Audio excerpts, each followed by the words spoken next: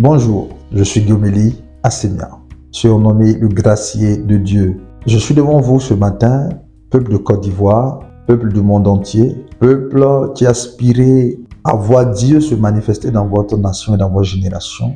Je viens vous encourager à la foi, je viens vous motiver pour que vous puissiez, comme l'apôtre Paul l'a dit, mener le bon combat, achever la course, mais surtout garder la foi. La foi est la denrée qui nourrit l'esprit de l'homme. La foi nous permet d'accomplir des exploits au nom de notre Seigneur Jésus. Lorsque nous devenons chrétiens, une lutte contre les ténèbres, contre les enfers se met en place concernant notre destinée. Ce matin, je vais prendre le temps de parler de cette destinée de chacun de nous et des nations. Sachez-le, Dieu a tout fait pour un but, même le méchant pour le jour du malheur, écrit le psalmiste.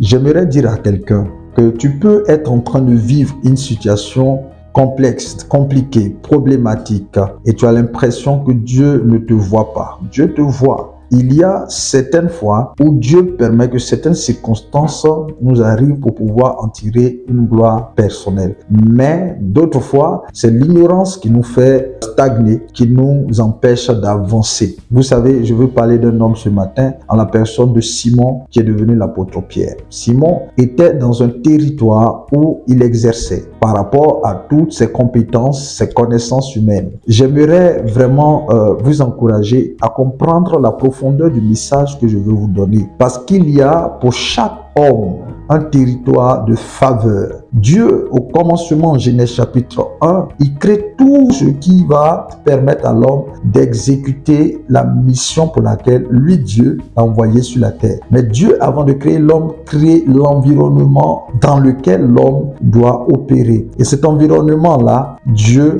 il met l'homme pour cultiver et garder. Donc dans cet environnement, il y avait tout. Lorsque vous lisez dans Genèse, le chapitre 2, la Bible dit qu'il y avait des minéraux, il y avait de l'eau, il y avait de la verdure, il y avait tout ce qui permettait à l'homme d'accomplir sa destinée, d'accomplir le but que Dieu lui avait assigné. Chaque individu sur cette planète a une mission associée à sa venue sur terre. L'homme est un esprit qui vit dans un corps. Donc nous sommes des esprits incarnés. Nous étions auprès du Père. Nous étions auprès du Père des esprits. Et c'est pourquoi, bien aimé, la Bible a dit Dieu est le Père des esprits. Dans le livre de 2 Chroniques, je crois au chapitre 18, la Bible parle d'une vision que le prophète Michée a. Lorsque des esprits sont devant Dieu, l'armée de Dieu est devant lui et Dieu veut envoyer un esprit sur terre pour aller séduire le cœur du roi Akab. Un esprit se lève au milieu de l'assemblée des esprits qui sont les fils de Dieu. Dans Job, le chapitre 1, verset 6 et suivant, la Bible dit que les fils de Dieu sont des esprits, c'est des anges, même le diable est aussi fils de Dieu, puisqu'il est venu au milieu. Donc nous sommes des esprits humains. Il y a des esprits angéliques, il y a des esprits démoniaques, il y a des esprits de quelque ordre que vous pouvez imaginer, mais le monde des esprits, il est vaste, il est rempli d'êtres surnaturels, d'êtres spirituels. Et l'homme est un esprit.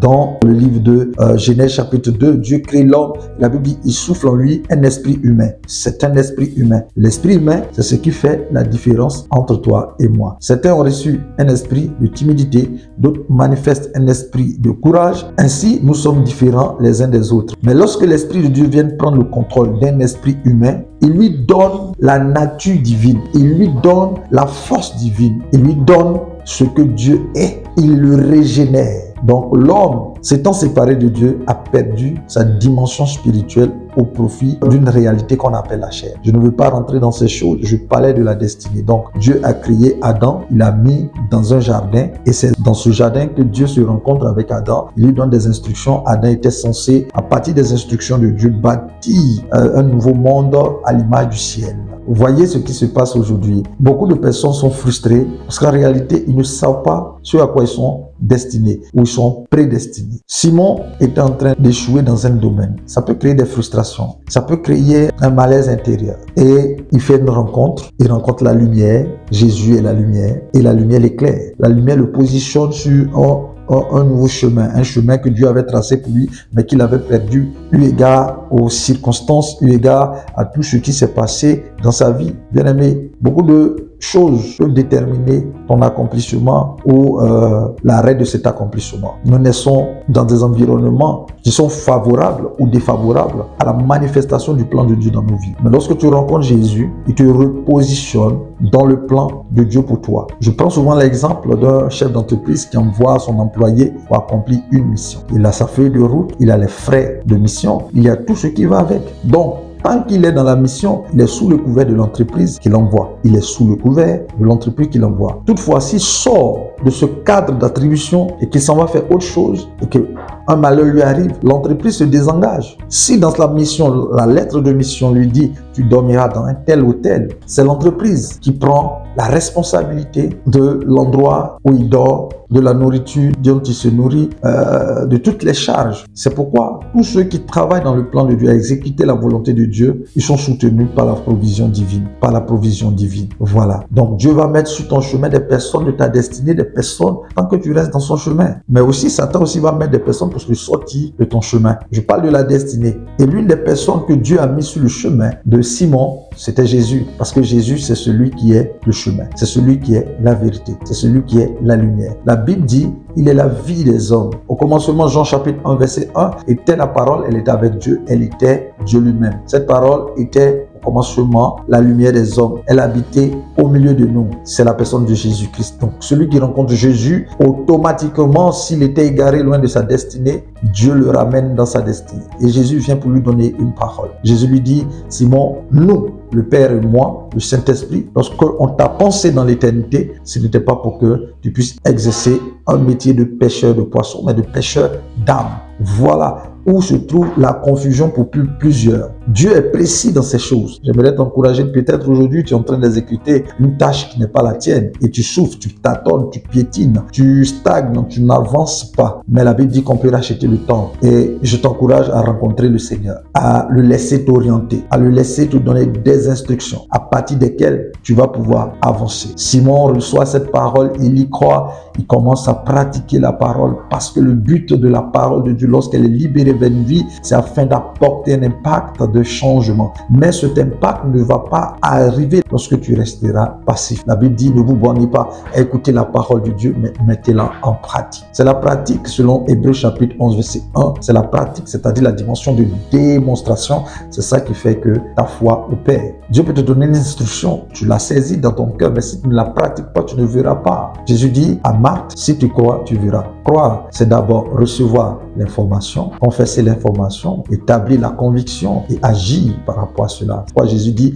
il te sera fait selon ta foi. Simon a cru en Jésus, Simon s'est levé, il a suivi le maître. Pendant des années, il a été formé auprès du maître, il se préparait à sa mission. Il a pu faire des erreurs. Simon a pu faire des erreurs. Simon a marché avec Jésus, il a eu la révélation de qui est Jésus. Tout ce temps que tu passeras n'est pas vain, mon frère, ma soeur. Toi qui es en train de te dire que ça fait longtemps que je suis à l'église, mais je ne sais même pas où je vais, je ne vois pas, je n'entends pas, je ne sais pas, ma situation n'a pas avancé. Laisse-moi te dire qu'il y a un temps pour toutes choses. Il y a un temps pour toutes choses. Les circonstances de la vie aujourd'hui en Côte d'Ivoire et même dans le monde entier, pas du pays dans lequel je suis, sont complexes et cela peut te faire croire que Dieu a oublié d'appliquer sa promesse vis-à-vis de toi. Un homme peut oublier, Dieu n'oublie pas. Faut que tu le saches. Dis ton père et ta mère peuvent t'abandonner, mais moi l'Éternel, je ne t'abandonnerai pas, je ne t'oublierai pas. Alors Simon, qui est notre sujet d'étude, il va marcher avec Jésus à un moment donné, il va même abandonner Jésus. Tu peux être parti, mais il faut revenir. Beaucoup ont abandonné Jésus, beaucoup ont chuté, beaucoup sont tombés. Jésus attend que tu te repentes. Jésus ne veut pas que tu sois dans une espérance creuse. Si tu as péché, fais comme le fils prodigue. Viens sincèrement avec ton cœur, tout ton cœur, demande pardon, répands-toi. Dieu te tend la main. Paul dit, nous étions nous tous de leur nom. Ça veut dire que Dieu n'attend pas que tu sois parfait. Il veut simplement que tu crois que Jésus peut tout, que tu crois que Jésus, il est ton soutien. Le secret de la vie chrétienne, la réussite dans la vie chrétienne, c'est de s'attacher à la parole de Dieu. C'est de se dépouiller pour dire, oui, Seigneur, ma volonté, c'est de ne pas aller à la croix. Mais que cette volonté qui est humaine, qui est charnelle, ne se fasse pas. Je me dépouille pour que ta volonté à toi se fasse. Voilà quelqu'un qui a la foi. Voilà quelqu'un qui peut aller loin avec Jésus. Et Simon, malgré ces débâcles, a marché dans la promesse de Jésus qu'il avait fait ce jour-là au bord de la mer. Jésus a dit, je ferai de toi un pêcheur d'âmes. Mais tout le temps s'est écoulé jusqu'au point où Jésus est mort. Il est ressuscité, mais les disciples même Ils ont perdu la foi. Au bord du lac de Tibériade, Simon retournait à sa vie passée. Il partait pêcher. Ça peut arriver que tu penses que le passé est mieux que le présent. Non, c'est faux, c'est pas vrai. Le présent va aider toujours à bâtir ton avenir, mais c'est le passé sur lequel tu t'appuies pour bâtir ton présent. Alors Simon, Jésus vient réitérer vis-à-vis de lui le plan divin. Il vient lui donner le détail qui va déclencher la foi de Simon. Simon lui-même s'est déprécié à un moment donné. Il a commencé à ne plus avoir la foi, à ne plus avoir de confiance en soi, d'estime de soi et de toutes ces choses. Laissez-moi vous dire que tout ce qu'on vous enseigne sur les réseaux sociaux, dans les conférences, dans les séminaires, autour du développement personnel, c'est des choses éphémères. Ça ne pourra pas vous donner la paix que Christ vous donne. Ça ne pourra pas vous donner la joie que Christ vous donne. C'est des choses juste pour une partie de votre vie, c'est-à-dire votre âme. Mais au bout de compte, votre esprit, il n'est pas renouvelé. Bien-aimé, reviens à Jésus-Christ. C'est lui qui te montre le Père. Quand tu l'as vu, tu as vu le Père. Comprenez, Simon marche avec Jésus et Jésus réitère envers Simon le projet du ciel pour Simon. Il dit, Simon, Simon, m'aimes-tu? Dieu te posera la question. Il va poser la question à plusieurs parmi nous. D'abord, il a posé la question de savoir, Simon, qui dis-tu que je suis? Il faut que tu aies une révélation de Christ. Quiconque n'a pas de révélation de Christ ne peut pas recevoir la révélation de sa destinée. Quiconque n'a pas une révélation personnelle de Christ, révélation qui vient du ciel, tu n'auras pas la force d'avancer avec Jésus-Christ. C'est l'esprit de la religion qui vous présente un Christ conventionnel. Mais ce Christ-là, il ne peut pas t'envoyer dans l'accomplissement de ta destinée. Mais maintenant, si tu as la révélation de Christ, Jésus va te poser une autre question. Après que tu sois rentré dans le désert, après que tu as été trompé, tu as été abattu, tu as été trahi, tu as été calomnié, c'est là qu'il va te poser la question. Après tout ça, m'aimes-tu toujours? Et Simon a dit, je t'aime. Et donc, c'est après ce désert-là, après que Simon ait traversé toutes ces péripéties, que Jésus va lui poser la question ultime. M'aimes-tu toujours? Simon répond, Seigneur, tu le sais, je t'aime. Effectivement, Jésus sait qu'il aime ou qu'il ne l'aime pas. Qui sont ceux qui viennent à lui avec des motivations hypocrites? Dieu connaît le cœur, donc personne n'est caché devant lui. Simon va lui répondre, Maître, tu sais toutes choses, je t'aime. Il va dire, si tu m'aimes, il faut que tu prouves cela en acte. Paix mes brebis, paix mes agneaux. Bien-aimé, ta mission sur la terre, elle ne va pas changer. C'est la même. Quel que soit ce que tu vas traverser, quelles que soient les personnes que tu vas rencontrer dans ta vie qui vont te décevoir, quel que soit tout ce que tu vas vivre comme situation opiniâtre qui bloque ta destinée, laisse-moi te dire, Dieu ne change pas ses projets vis-à-vis de toi.